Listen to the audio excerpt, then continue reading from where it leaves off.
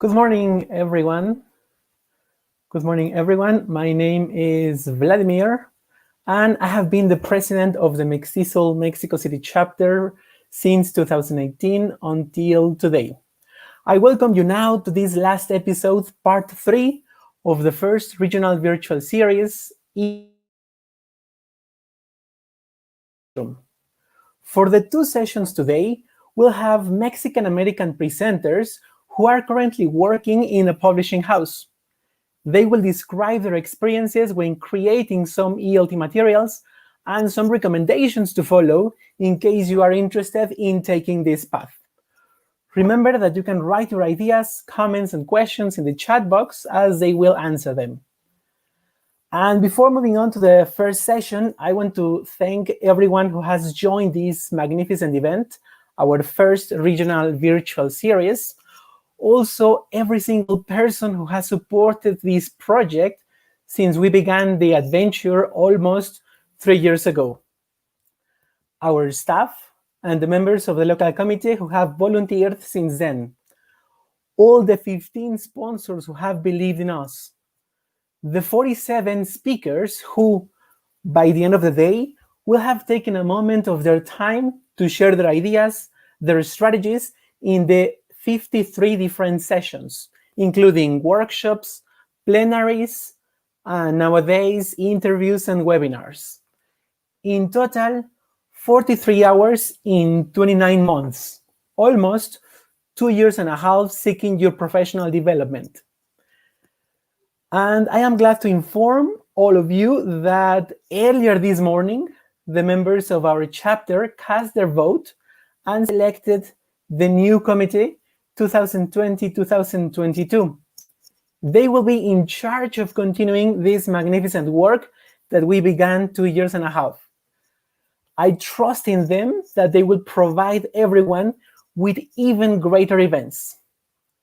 Make sure you follow the Mextesol Mexico City chapter on Facebook, Twitter, subscribe to our YouTube channels, Ajolotl TV and Mextesol Mexico City chapter, so that you can receive the notifications for the webinars, interviews, and events in the near future. It is with great pleasure that I welcome the new committee and the best of luck in this new adventure.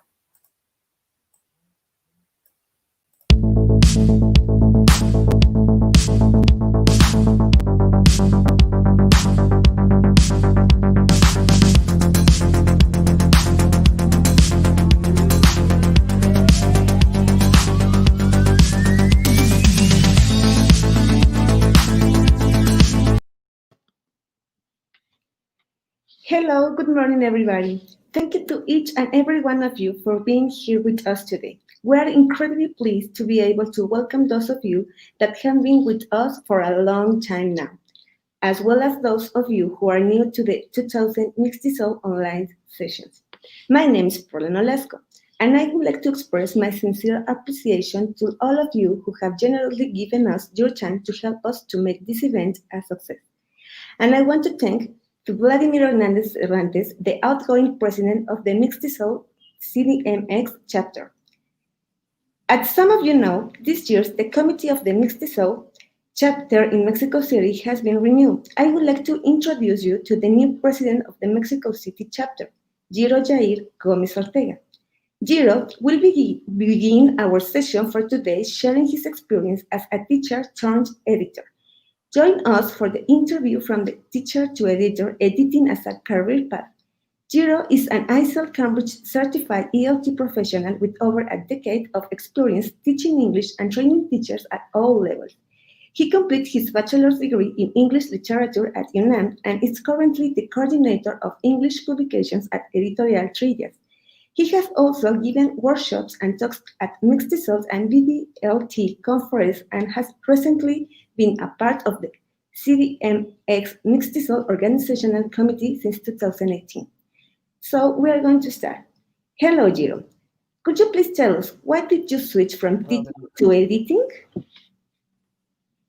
Hello, Carla, and good morning to everyone, and welcome as well. And getting right to it, So yeah, the reason I decided, like I mentioned, I've been teaching for over 10 years now, and while I really did enjoy it, it gave me a lot of experiences, and I've met a lot of people that have really given me a lot of well, knowledge and as well. It was never really something I was passionate about. I was more passionate about creating materials and resources for teachers. So that was really one of the reasons, the main reason I decided to make this. And while yes, I do have my ELT certificates and stuff, like you mentioned, I did my bachelor's degree in English literature, and that was something I was more interested in. And fortunately, through some really good networking, thanks to Mextesol and all the teaching I've been doing throughout the city, I was able to work as a freelance copywriter for Trillas. I worked with them for a couple of years as a freelance, and when the opportunity to, sorry, I see there that there's a little. Can you guys hear me better now? Yes, much, much Yes, better. I think the volume is better now. Yeah. Okay. Yes. So yes, like I said, once I was working with 3S as a freelance copywriter, and once I had the opportunity to become to have the job I have now, I just decided to take it, and I thought it was a good way to match what I like doing, which is creating materials, with the experience I've had over all these years as teaching. Hmm. All right, So yeah. that's interesting. So, could you describe us how is your day today as an Mhm. editor? Just because it's important. Yeah, the first part of my day. Mhm. Just Sorry. Go ahead. I didn't hear you. no, that was, I just wanted repeating my question. Is that I would like to know what is Mhm. the day to day, because I think that is interesting, because that switch from teaching to editor sounds very interesting for me. So how is that? Mhm. Okay. Yeah, well, basically, there's two parts of my day. The first part of my day is dedicated to really checking emails and reviewing everything that was turned into me from the team I work with. My job is basically two things. It's editor and coordinator as well. So there's a little bit of a difference between those two. As far as coordinating, I have to coordinate with the graphic designers. I have to coordinate with the illustrators. If we're doing audio tracks, I have to coordinate with the producers of the audio tracks. So, and if we're doing covers as well, I have to coordinate with the marketing department. So I get all these emails and I have to like sort through them and make sure that everything is going to where it's to go. If I have stuff from illustrators, I have to make sure I give them the correct information. If I have stuff from my graphic designers, I have to make sure I'm getting them that information. So that's pretty much like the first part of the day. We do have a lot of books with illustrations in them, and these are illustrations that have to be done. They're original illustrations. So part of my job as well in the mornings is like once I get these illustrations, I have to make sure that they correspond to the exercises or the book we're using. And it's a lot of that, the first part. Then after that, I actually get into my editor job or my editor functions, which is basically once I have the books, the actual texts, I go ahead and start to review them and like to make there are no errors in the English, no inconsistencies with the books, etc. So it's a lot of reading and making sure everything is correct and consistent to what it needs to be. And yeah, that's basically a regular day. There are a lot of other things that go into this, depending on what process we're in with the books. But on a general day, that's pretty much it. I actually think we have an image there. It's an image of a book, just to kind of give you guys an idea of what this editing process goes through. Could we show that one? Okay. Just a sec.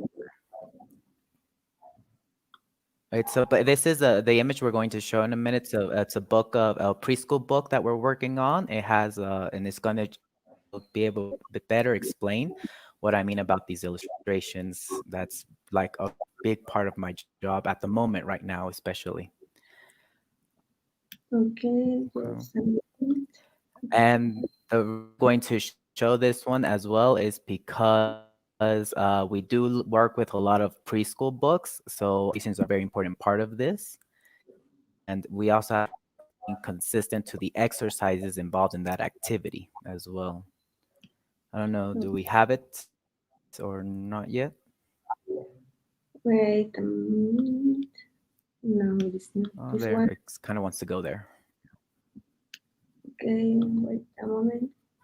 Let's see if we No, can sorry, I'm trying to do this. show it in another way.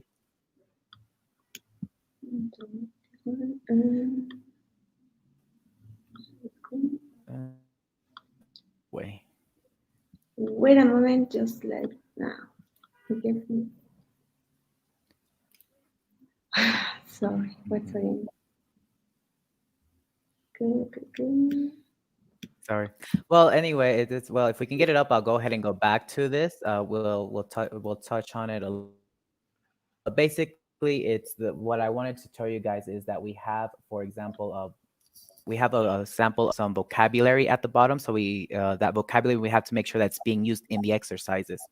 And sometimes this doesn't happen. So that's where my part as an editor comes in. And that if I have this vocabulary, let's say 5 vocabulary words, and oh, here we go, perfect. We have the example here. Excellent. Yeah, So sorry. if you guys can see at the top, it says, yeah. So as you guys can see at the top, it says, I see a hand. That's the grammatical we're going to be using for this exercise. And if you look at the bottom, you have different body parts. You know, you have hand, head, it also mentions foot and leg. But if you look at the exercise only mentions three, which is arm, knee, and foot. Those are the ones that are in squares. So here we have an inconsistency there. You know, hand is not part of this vocabulary. It shouldn't be on here. So that's where I have to make sure that we're putting the correct vocabulary there. In any case, I would just have to change the structure at the top to I see a foot, or I see a knee, or I see an arm, you know? I don't see if you can, guys can see it at the bottom as well. It also mentions some colors. It mentions pink, purple, and green. But if you notice, the squares are yellow, orange, and red. So here again, this is another inconsistency we have. So I have to go ahead and either we change the to the colors that are in the vocabulary, or we take those colors out and include the ones we already have in there. You know, so that's basically what an editor's job is, making sure all these things come together. You know, and as far as the illustration goes, well, the illustration has to be of a little boy specifically with these body parts. So if, for example, if the illustrator were to give me a boy and it's just the torso up, then it doesn't work because I need to have the foot and the knee out, you know. Had they put the boy in pants, wouldn't or and with shoes, it wouldn't work also. You know, I have to have the foot because that's the body part we're looking at. So he needs to be barefoot. So it's like all these little things that maybe like at first glance you're like, oh yeah, the activity works. But once you start looking at all these little things, you realize, okay, no, it doesn't work and we need to change it, you know? So Okay. that's in general terms the part of an editor. Yeah. So yeah, lots. So, yeah, I can see that. So, how many people are involved in the book creating process? I mean, you mentioned some one of them, but I think it's a lot of people. How many people is in there? Yes, well, there is a whole, there's basically teams of people that are involved in this. In my team, it's basically me and two graphic designers and a copywriter. The graphic designers and I are going to be the ones, apart from the author, who know the text backwards and forwards. Me, because I'm constantly working with it, and the graphic designers or the graphic designer assigned to the book, they'll know it backwards and forwards because they're the ones designing the book. So Yeah. if you see all these little things about the book, the icons, the color scheme, the positioning, where we're going to put the vocabulary, where the text going to go, all that is the graphic designer. They're the ones who designed that, and they're the ones who are going to know exactly how many elements fit into one page. You know, so Okay. they're like the other key apart from me and the author for the book. You know, after us, like I said, depending on the book, usually with the more for like preschool or primary type books or even story books, an illustrator or two or three or even four illustrators are involved as well. because these illustrations are very specific. So it's not something you can find in like a Shutterstock catalog. So we have those, they're involved as well. And you also have, like I mentioned a while ago, the copywriter. The copywriter is going to help me checking, making sure the English is correct.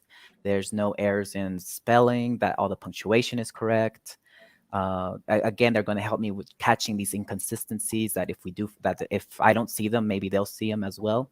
And also the method as well, because since they are ELT books, there's a method that should be followed, whether it's PPP, TBL, or competencies, whatever the method is, we have to make sure that's also being consistent there. So the copywriter helped me out as well.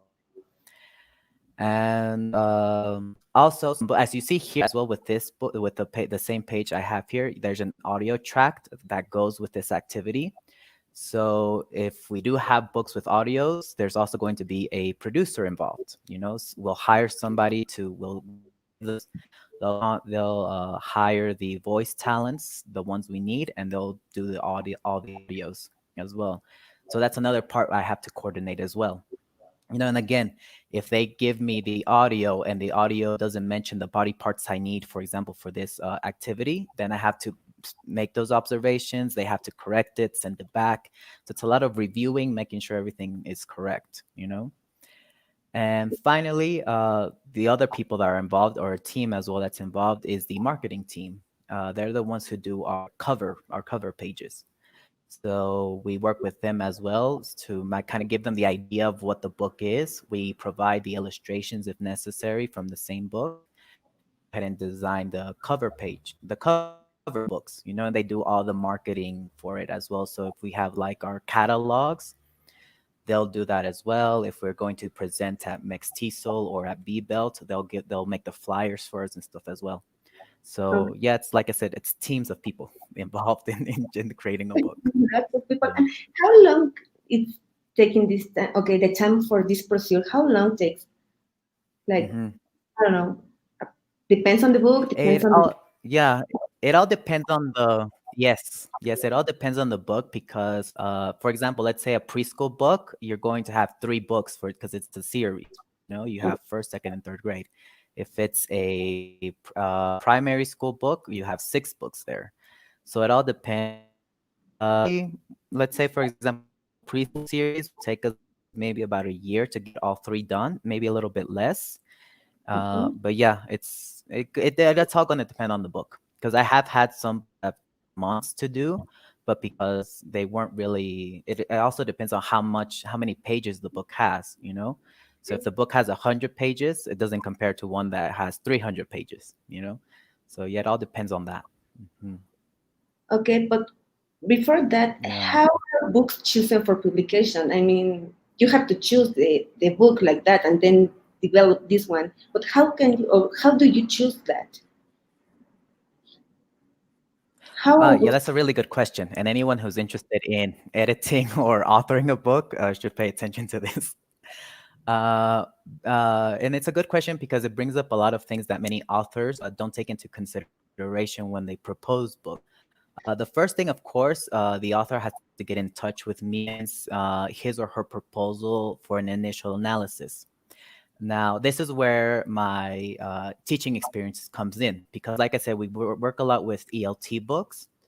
So when I do this analysis, I have the author fill out a form where they are basically telling us the language level, the expected language level, their target audience, the method that they're proposing for the book, such their scope, its sequence, etc. So all these like pedagogical things that I have this in their form, answer that, and with that information, I can do my analysis. And basically, that analysis is if, for example, if they're telling me they want to use competencies for their, then to make sure that that's being reflected in the proposal. If they're telling me that their book is only going to be for level A1, then I have to make sure that the language in the book corresponds to that. And sometimes these are little things that authors either they think that it's going to be very obvious or they don't consider it when they're writing their books. So this is a very important part. And like I said, this is the first filter we have, this analysis. And like I said, I try to make sure that everything that they're telling me is applied in the book. And the two most important things especially is target audience Mhm. for and the method that you're for your book. Once we have that process done, there's two options. Either it's rejected, and if it's rejected, we send you a letter explaining why it was rejected and some suggestions of what you could do in order for it to be reconsidered in a future date, you know? And the other option is that it's accepted. That I say, yeah, all of the method you propose, it's being followed correctly. The language is appropriate. It's appropriate for your target audience, etc.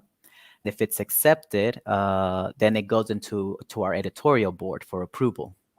And once we have that process done with the editorial board, if they approve it, then we can continue on to actually creating the book, which is what I mentioned a little bit while before. It goes to the graphic designer, they design, then they do all these other parts to it. Yeah. So yeah, there's a lot. There is a process to it, but more than anything is that make sure that from the get go we have all that information that we need in order to be able to actually develop it and create it like it should be. Okay, so everything has to match a lot of work and a lot of time for that. So I know that you work on a bilingual dictionary. Am I right? Hmm. Okay. Yes, yes, that's the things we worked on. Hmm. I have a good question for that because I'm very interested in Yeah. the topic. How did you choose the criteria for the lexical Okay. items in the dictionary? Because I think that is really hard Uh, to do that. Yeah, well, the bilingual it's actually a bilingual dictionary. And again, here this is where it's very important too, is the target audience. The our dictionary was marketed. It was something we already had published. Basically, I was doing a new edition of it, but we had never really defined who the target audience was. So the book was always marketed as a travel guide, a travel companion, a pocket dictionary that you can take in your backpack or whatever, and you can go and travel and see the world, and you have the English dictionary to help to guide you. So once I had the target audience like really well defined, I was able to go ahead and look at the lexical items and see, oh, this would apply, this wouldn't. One of the things with the dictionary is, again, the page limit. We had a limit. So, even though if I wanted to have 1,000 words, 2,000, 3,000, if it Mhm. doesn't fit within the page limit, then, I have to start taking some things out. Uh, our our pocket dictionary had over 4,000 lexical items, so we Mhm. did have enough room to work with. But obviously, the English language is way more than 4,000 lexical items. So the way we chose it was basically this, once we got to a word and we were thinking, oh, maybe this works, maybe this doesn't. It was whether it was really functional for somebody who was going to be traveling. We had a lot of technical words, or very scientific words, and we were like, well, a person who's traveling probably isn't going to need to use this word. So Mhm. maybe if our dictionary was more for like research or more scientific based, then maybe, yeah, we would include it. But if it wasn't, we tried to go with more functional, common, day-to-day lexical items. I don't know if we can zoom in a little bit on this one to kind of see an example of this, Okay. Yes. where it's marked with red because those are the ones we took out. Yeah. Yeah. Well, we here, for example, we have an example of some of the lexical items that we had. This is for the letter D. And as you can see there, we had, like, for example, document and documentary. That was example of the way it's set up like this is because it was supposed to be a word family. Mhm. So, and yeah, you understand documentary. Yeah, technically, I guess it could be a word family, but they have nothing in relation to one another. A document is a form, a documentary is a film. So we have to either decide, do we take one out? Do we separate it? Are we going to make maybe the translations for document so that we can give it more space, etc. In the end, we decided to separate them so they wouldn't be a word family. They'll just be two different entries, and that Mhm. was one of the things that was involved with this part. And just going a little bit back to the editing that we have to do as well. If you notice here, you have some blue notes as well. This was the phonetic transcription. Again, we had to, again, here consistency was very key. And this is where our style guide comes in. For this dictionary, we said we're going to use the International Phonetic Alphabet. We're going to define the symbols, and only those symbols are going to be used, no other ones. So here we had some inconsistencies there, and that we had to be constantly making sure that they were correct and the ones that we were using from the very get-go. So yeah, the dictionary is a lot of work, but that's how, going back to your question, that's how we decided what lexical items to include. Basically, our target audience. Okay, that's very Yeah. interesting because it's like a, well, I Mhm. was always wondering me how a dictionary is made when you have to decide, because there is a bunch of items and then you have to make this criteria. So you explain that. That was really good to know. But what about in the Mhm. English language teaching Yeah. textbook? How you make those decisions and what decisions have to be made in the creation of the textbooks? Yes. Here goes back to the three things I mentioned, that the two things I mentioned that were like crucial for when we do our analysis: the method you're proposing and your target audience. And again, it goes it goes also hand in hand with our style guide as well. I'll go ahead and start with the style guide to kind of get that out of the way, and then go ahead and go with the other things. Our style guide basically tells us, unless the author is going to tell me they want a specific thing, the style guide is going to give me the consistencies I need for the textbook. So, for example, spellings. I have there's a very common word I always get a lot is school bag. People spell it together. People spell it separately. I'm like, well, we have to choose one way to spell it. We can't have both ways. And there has to be a right way or a wrong way. It can't be just whatever we want. So what we do that, so that's where our style guide comes in. Our style guide is based on the Chicago Manual of Style. It's a style guide that's, I think it's from like the 1800s. It's always been used in editing for editorial houses. So that's a style guide I decided to implement. And the style guide also refers to Merriam-Webster dictionary for their spellings or their definitions. So, for example, this example of school bag where it was like separate or together, which one am I going to use? I went ahead and looked at Merriam-Webster. It says school bag goes together. So then I have it. That's the consistency I'm going to use throughout the book. You know, Mhm. and that also goes with punctuation as well, and with titles. Do I have to use uppercase, lowercase, etc.? All that's going to go with our style guide. You know, and the reason I mention this is because that's one of the criterias I have to know when we're writing a book. Because if your book is going to be for British English, I need to know, okay, all the words, if I have a doubt, am I going to look in Merriam-Webster, or am I going to look at the Cambridge or Oxford dictionary? If it's American English, I need to know that. So that's where target audience is very important. Same thing. Are we going to be using the Common European Framework as your language reference, or are we going to be using Cambridge as your language reference? Because they're completely different things. You can't tell me, oh yeah, I want A1, and my students are going to be having a proficiency level. That doesn't work. There's not compatible.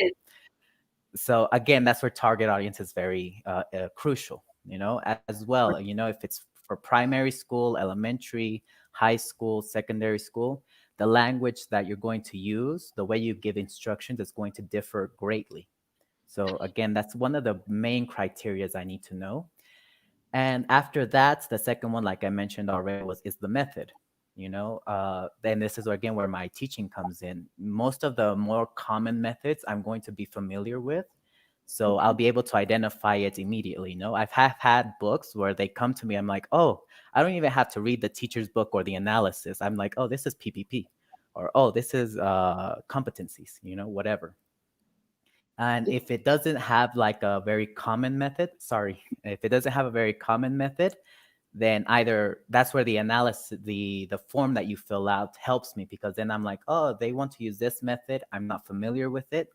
I'll go research it, make sure I understand it, and then be able to do a real analysis of the book. Yeah. And just as the last part for this with the method is, I do have authors that have their own method. They've given classes for years and years, and they've created their own eclectic approach to giving classes. And it's completely valid. But if it's not something that I can find literature on, then I Mm-hmm. do need to have that explained. You're like, this is how I plan the lessons. This is the didactic sequence. This is how the scope and sequence should be carried out throughout the year or throughout the month or whatever it is. So that's why method is very important as well to have that, you know. And just lastly, the last criteria. Sorry, you wanted to say something? No, no, no, it's okay. I was thinking about that question, like how your Okay. teaching experience has influenced for you to this, and that is the answer. Mhm, continue. Yes, exactly. Because like I think most teachers who have enough experience they'll be able to look at a lesson, even if it's a worksheet, and be like, oh yeah, I understand what that method is or what that approach is, you know? So it's that helps a lot having this teaching background. And going back to, like I said, the points of the criteria after method and target audience, I think the last thing is innovation. Obviously we're trying to sell books, so we don't want to have things that are already in the market. And unfortunately that's something many I've had that happen, especially with grammar manuals. People propose a lot of grammar manuals. Mm-hmm. Unfortunately, this is usually the method being used as grammar translation. You know, your instructions are in Spanish. You have your English. You have one column it's English, on the other side it's Spanish. So it becomes like, okay, you know, it's already been done. Not many people use this method. We in Trillas already have 3 or 4 books that have that same format. So if Mm-hmm. you're going to propose that, it better have something extra, you know. Otherwise, it's probably going to be rejected. So yeah, those are like the 3 main criteria we take into account. So, another question. In your opinion, what must a textbook have in order to be useful and relevant for teachers and students? I mean, what are the characteristics that makes a book like a good book, a useful book? Hmm.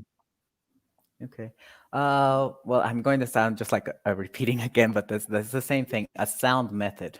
I mean, if you have a very sound method, you understand what your method is, your book is going to be fine. You know, there's really not going to be more you can do with that. If you have your target audience, your method very clear, the book is going to be already, you know, one step ahead. Another thing that really helps out, or what a good book should have, is a good teacher's book. You know, if the teacher's book, believe me, as a teacher, I never used a teacher's book. I was like, oh, this is just, you know, for the flashcards I have at the back. You know, I don't know how many other teachers do that, but I would never want to read the teacher's book. Now that I'm on the other side of it, I'm like, okay, now I see the importance of the teacher's book, because really it's a lot of work that goes into it. It's going to give the teachers the suggestions of how they need to be using the method that's being proposed, you know. So again, if we have, especially for novice teachers, if you have teachers out there who are just starting or something, maybe too familiar with the method, or yeah, they have all the theoretical background, but they don't have that practical experience, you know. So the teacher's book is going to give you those suggestions of what you could do with the activities. We have books as well that also give you like additional activities or how to adapt the activities for certain students. So the teacher's book, like I said, a really good teacher's book is going to be a very helpful key for any teacher. You Of know, course. some things that I consider for textbooks are that they have to be up to date. Yes, I mean, if you have a textbook that doesn't even mention tablets or cell phones or the internet, then it's like, how relevant is that for our students, especially younger students, you know, even university students? So I try to incorporate that in and real world examples, you know. One of the things that I'm very picky with, especially with the illustrations and the images, is reflecting the target audience. You know, most of our books, they're sold here in Mexico or Latin America, so there's really no point in just having all nice blonde blue-eyed kids everywhere, because that's not relevant to our students, you know. Yeah. So I think a good textbook should also have that, be really relevant for our society, our community, or for who is going to be using the book, you know. So yeah, that's what a good book should have. Okay. That's very important. So, Hmm. just to conclude, can you tell me what would be the biggest benefits of becoming part of the ELT book creation process?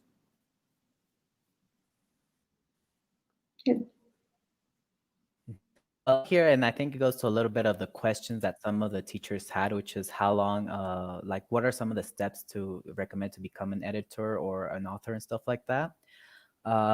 The first thing is I consider this, is have the experience of teaching. I think that's the first step.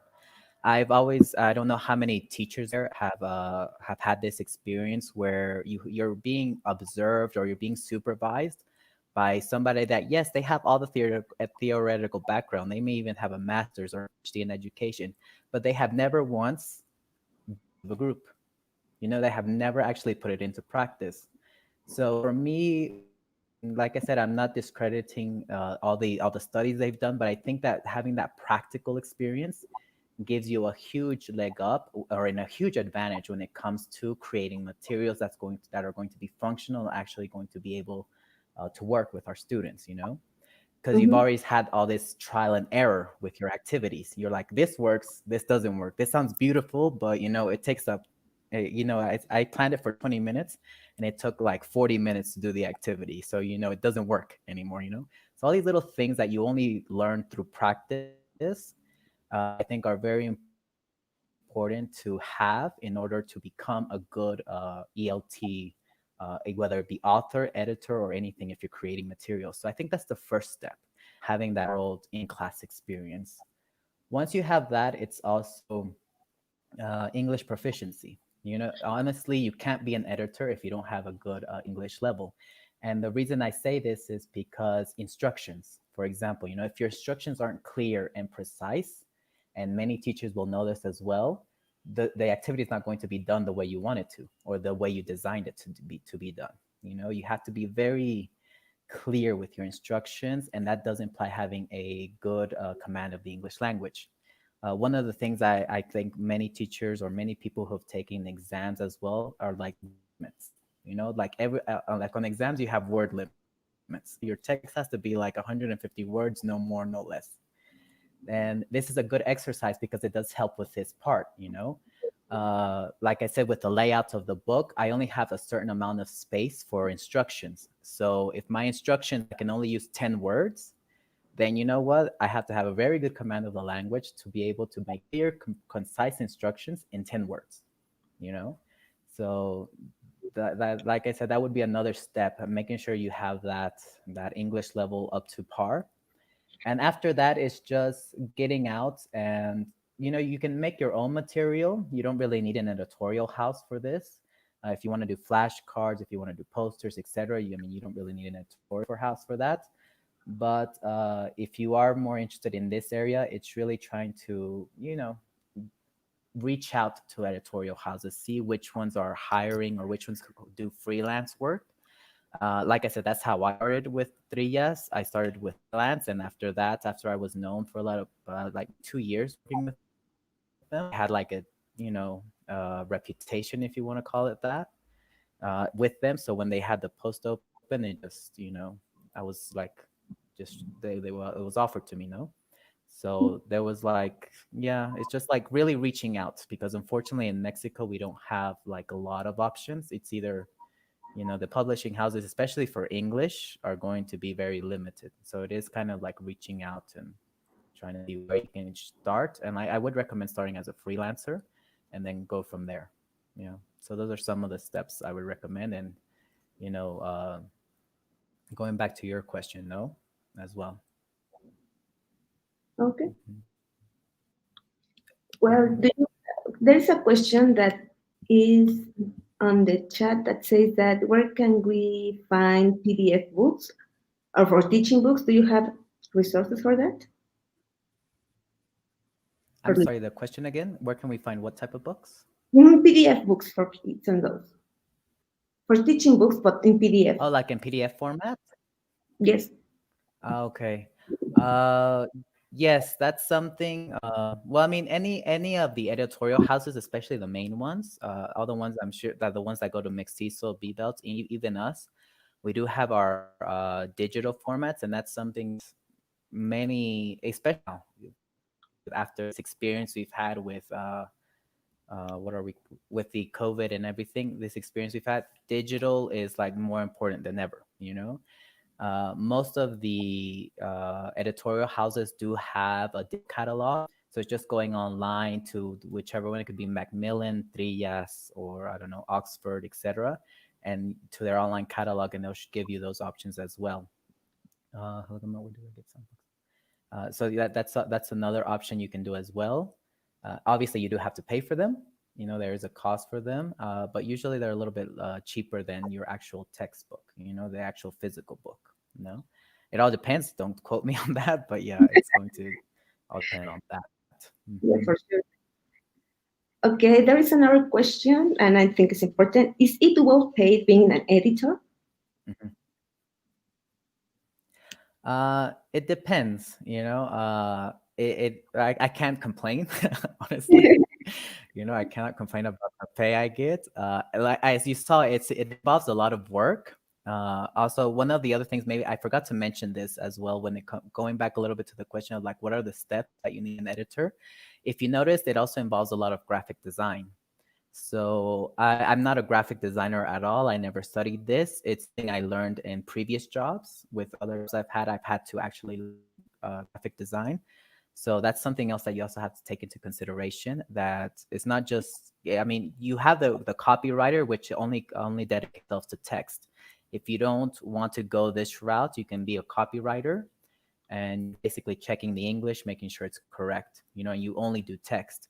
But if you're going to be an editor, you have to have an eye for the graphic design part and the illustration as well. So that's where like the difference would be as well as with paid, because the copywriter, if they're just going to be focusing on text, obviously they're going to have a lower pay than the editor who is involved in all these different processes, because like I said, the editor basically at the end is the one who's going to be giving uh, their signature saying everything's good, it's fine, all the responsibility falls on them.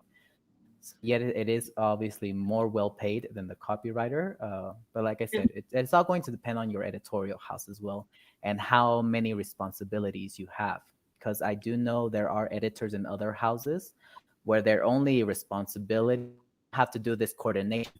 Basically, they just get the final product and they just check to make sure everything is good, and that's it, you know? Or they'll work with the author, like give suggestions like, oh, you should try this, you should try that, but they don't really get too involved with the nitty-gritty part of it, like the graphic design and the illustration. That's where the coordinator comes in, you know Okay. The whole, so yeah, I mean, like I said, I can't complain. I think it's a well-paid job. Yeah. yeah. Well, I had a question here that I very interesting as well, if we have time for one more. yes, There was a question here, was like, I can't find it right now, but it said, are you been interested in doing ELT or editing an ELT book? And I think it's a good question. Sorry, it says an ebook, an electronic book. yes. And I think it's a good question because honestly, it's a whole different process. You have to be very well versed with programming. ELT books involve a lot of programming. And honestly, for me, I mean, I'm barely starting to, get comfortable with the graphic design. Going into programming, which is code and all this stuff on the back end of the internet, that for me is something that's a little bit too farther out for me. If you're good with that, if you have that knowledge, then yeah, that's a good career path. But like I said, it does involve programming. You have to know code. You have to be very tech savvy as well, because it does have a lot of different nuances that you don't find in a physical book. And this also even goes with punctuation. One of the biggest things I find with punctuation is the apostrophe. Since in Spanish, we don't really use the apostrophe, people come with a single quotation mark. And if you go back to the style guide, or the Chicago style guide, there is a specific symbol for the apostrophe that has to be used. So, and that changes when you do it in a book. In an ebook, you have to have that very specific code and tag for that one symbol. So if it's wrong in one, it's going to be wrong throughout the whole book, you know? So and the spacing as well, the layout for an ebook is very different from a physical book. So while you might think, oh yeah, I'll just scan the book and upload it, no, that's not how you make an ebook. So it's like I said, it involves all this programming and stuff behind the hand. So if you're good with that, that's a good career path. And obviously, I think that the editing is going more towards that way because it's more practical to have an ebook. So it is, a good career option. But yeah, that's something to be, if you like I say, that knowledge, go for it. If not, stick with physical books. Yeah, of course. Okay. Okay. Well, thank you, Giro, and thanks to everyone for being here with us in the interview. We hope it was useful and that you enjoy it. Today will be full of learning about the book creations process. We hope you will stay with us for the next talk that is going to be at 12 p.m. The trial and triumphs of the publishing process with Adriana and Ana Laura Quinn. Okay, as I said, is by YouTube only, so please pay attention to the link that we are going to be publishing. And thank you so much for being with us.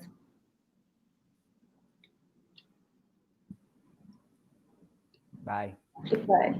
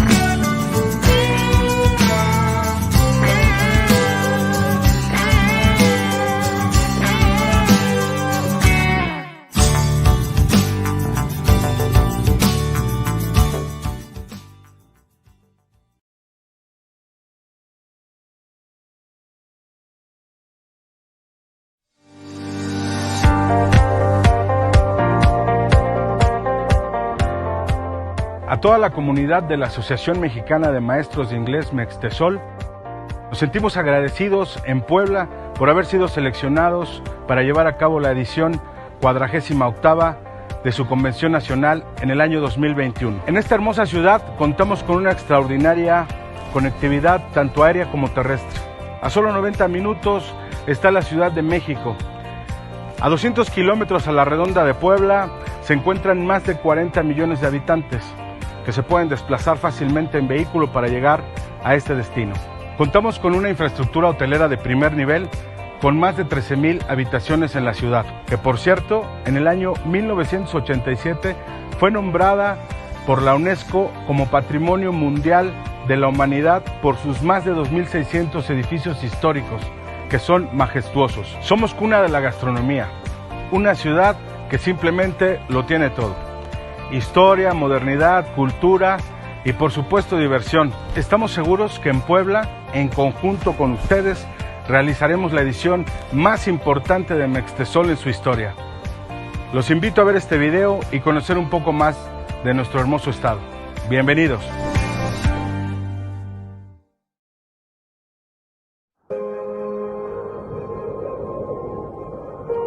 Me llamo Mónica, soy poblana y artesana. Cada vez que trabajo la colorida talavera siento que cuento una historia, y aunque utilizo mis manos siempre me guía el corazón.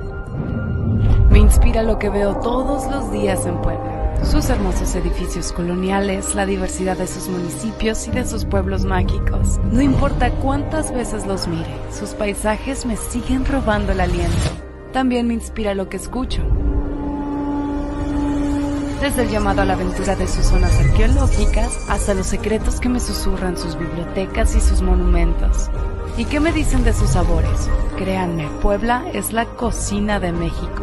El mole poblano, las chalupas, el tradicional mole de caderas, las semitas, los dulces típicos y nuestros emblemáticos chiles en nogada. Pero entre tanta belleza lo que más me inspira es la sonrisa de la gente. Es un milagro que te permite abrazar la historia de cientos de años en un mismo instante.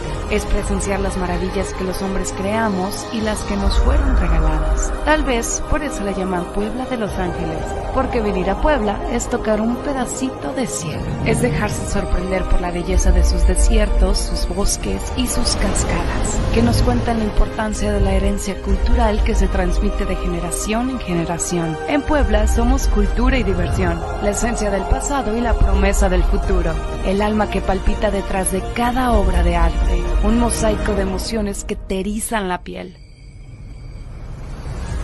Me gustaría que todo el mundo viniera a conocer lo que yo veo a diario, porque estoy segura de que se enamorarán de Puebla y se llevarán a casa mucho más que una artesanía. Se llevarán una gran historia que jamás olvidarán. Puebla, el patrimonio de México.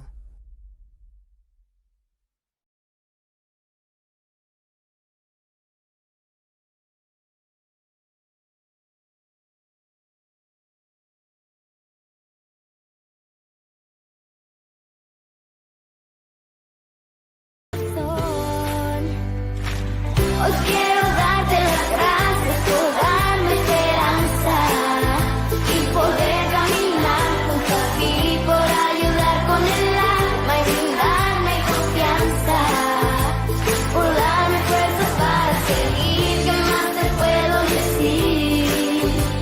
Hoy puedo soñar y reír gracias a ti, a ti, a ti, gracias a ti, a ti, a ti.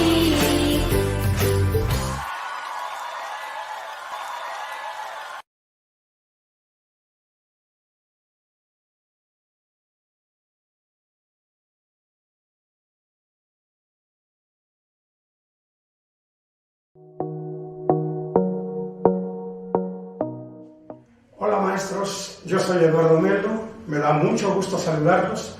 Soy autor de una serie amplia de auxiliares didácticos para la enseñanza del inglés.